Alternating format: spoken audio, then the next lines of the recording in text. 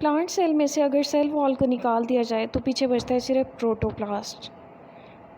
Plant cell में cell wall present होती है।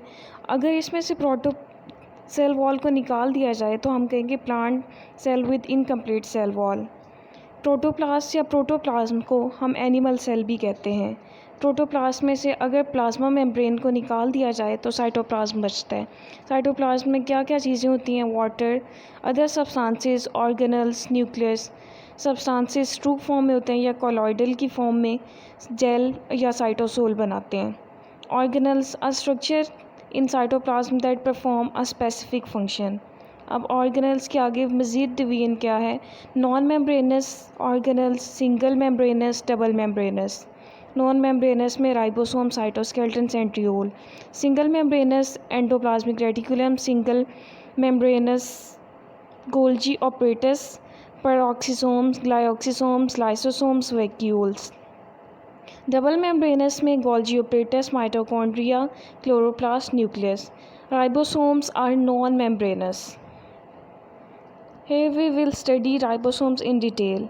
Smallest organelle of cell is ribosome. Largest organelle of cell is nucleus. These are important points. Ribonucleoprotein particles.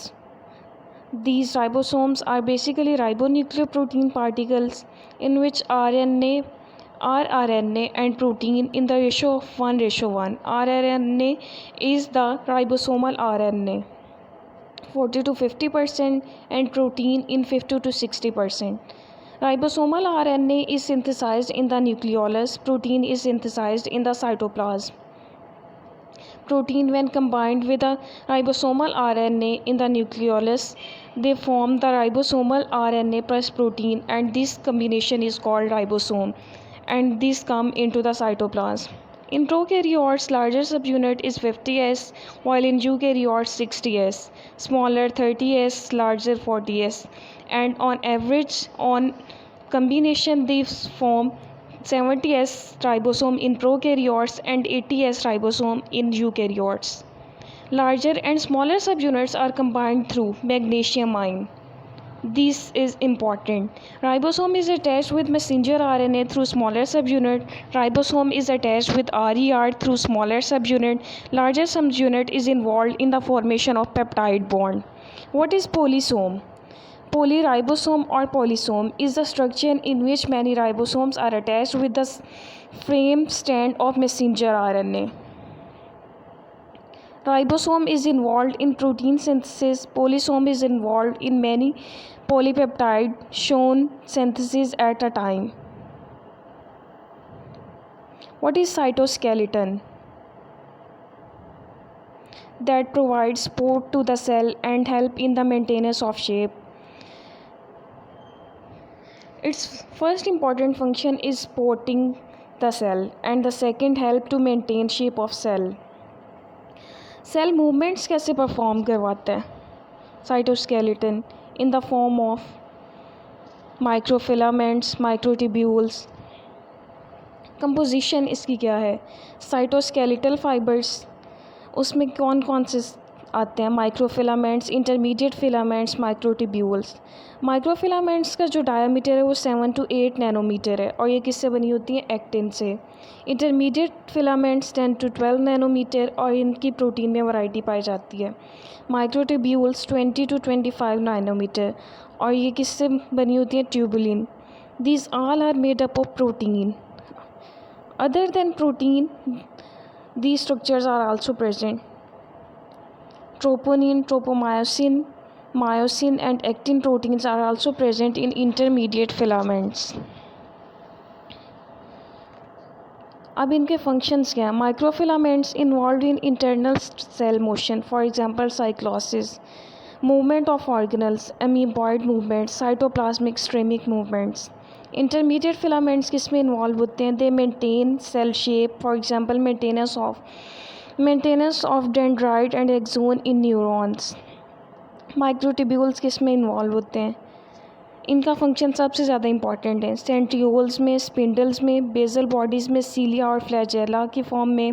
Basal bodies is a type of centriole. Flagellar locomotion, for example Euglena is locomotion due to microtubules, ciliary locomotion due to microtubules. Then we will discuss the centrioles. In plant cell, centrioles are absent. Prokaryotes, fungi, yeast, blue-green algae. In all these organisms, centrioles are absent. In animal cells, centrioles are present. Lower plants, algae, blue-green algae, protozoa, fungi like protists. In these animals, centrioles are present. Locomotion at the outer edge of nucleus.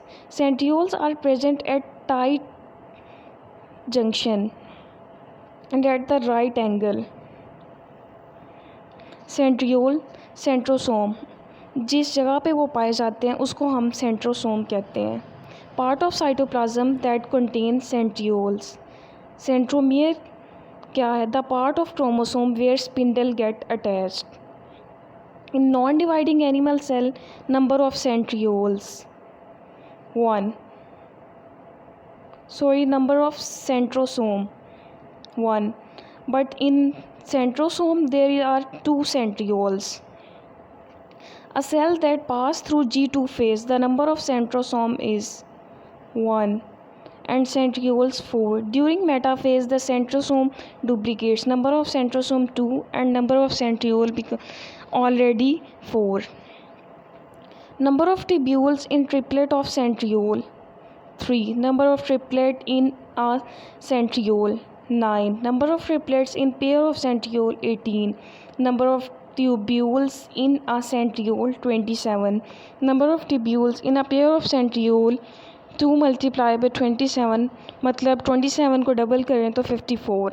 उसके बाद अगर हम सीलिया और flagella में इनके arrangements देखें तो हमें पता है कि 9 पेरिफेरल होते हैं और 2 सेंट्री लोकेटेड होते हैं, मतलब 9 का डबल 18 + 2, टोटल 20 फिब्रिल्स इनमें पाए जाते हैं. 9 + 2 arrangement is used for cilia and flagella, 20 fibrils in each cilia on average. What is endoplasmic reticulum? Network of channel that extend throughout the cytoplasm.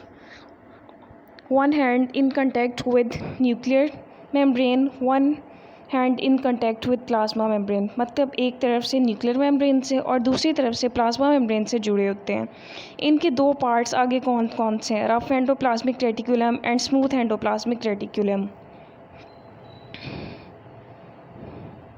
Membrane of endoplasmic reticulum, उसको हम cisternae कहते हैं. Cisternae में आगे 3 चीज़ें आती हैं: sacs, tubules, vesicles. Rough endoplasmic reticulum, उसकी जो सिस्टर्नी है वो सैक्स की फॉर्म में पाई जाती है. और ये रफ एंडोप्लाज्मिक रेटिकुलम का क्या फंक्शन है, किस चीज़ में इन्वॉल्व होती है? Involve in protein synthesis, store and transport. और स्मूथ एंडोप्लाज्मिक रेटिकुलम, उसकी जो सिस्टर्नी है वो ट्यूब्यूल्स की फॉर्म में पाई जाती है.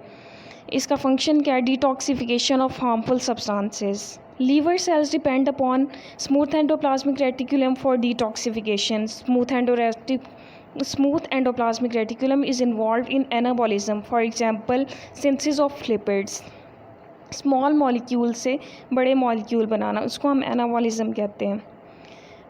Smooth endoplasmic reticulum is involved in conduction of nerve impulse in nerve cells and muscle cells. Is also used to store calcium ions.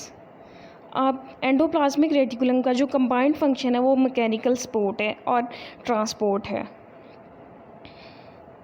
For transporting substances, rough endoplasmic reticulum और smooth endoplasmic reticulum, इसमें मोर processing जो होती है इनके components की वो आगे जाके होती है गोल्जी ऑपरेटस में.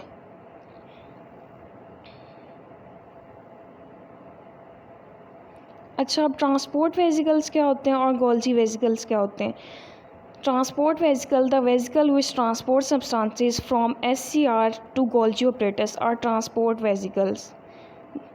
The vesicle which arise from Golgi apparatus and contain final product are Golgi vesicles. इस स्लाइड में शो किया गया है कि कैसे आके वेसिकल्स गोल्जी ऑपरेटस के साथ मिलते हैं. यहाँ पे गोल्जी ऑपरेटस दिखाया गया है. Its outer convex face is the forming phase, while the inner concave phase is the maturing phase.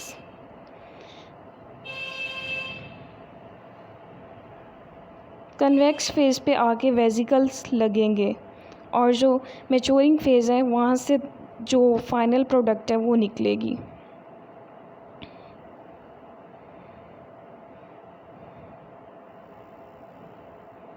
Golgi operators को हम डिक्टियोसोम भी कहते हैं in plants. Vesicle that arise from smooth endoplasmic reticulum fuse to form Golgi apparatus. Vesicle that arise from smooth endoplasmic reticulum fuse with forming phase of Golgi apparatus. Golgi body, single cisternae sac. Golgi apparatus, cluster of cisternae sac. Golgi complex, cluster plus vesicle. Clusters of cisternae sacs along with associated vesicle. अब इसका function क्या है हम वो पढ़ेंगे. Cell secretion, modification of molecules, addition of carbohydrate, ये इसका function है to proteins or lipids called glycosylation. This is the most important function. Modification of molecules. Lipoproteins and glycoproteins are synthesized in Golgi apparatus. मतलब जब protein और lipids मिल जाते हैं या protein और कार्बोहाइड्रेट, वो किसका फंक्शन है, कौन ऐड करवाता है, Golgi apparatus. In plants cell wall formation as phragmoplast, वो भी गोल्जी ऑपरेटस का फंक्शन है. Modification, finishing, packing and secretion, these are all functions of Golgi apparatus. In Golgi vesicles, hydrolytic enzymes are present. Then these form lysosomes. Membrane of lysosomes called cisternae. Lysosomes break down of material in and outside of the cell. Acid phosphate maintain pH in lysosomes. Acid phosphate is an enzyme. Lysosomes which do not function are primary lysosomes. These functions are external digestion, internal digestion, phagocytosis, autophagy, degeneration या autolysis. Apoptosis भी हम कहते हैं. इसकी वजह से storage disease कौन कौन सी हो सकती हैं, ग्लाइकोजेनेसिस टाइप 2 और टे-सेक disease. These are genetic diseases. Glycogenesis type 2 due to defect in alpha amylase enzyme or galactosidase. Tay-Sachs disease due to mental retardation or due to accumulation of lipid. Defect in lipase.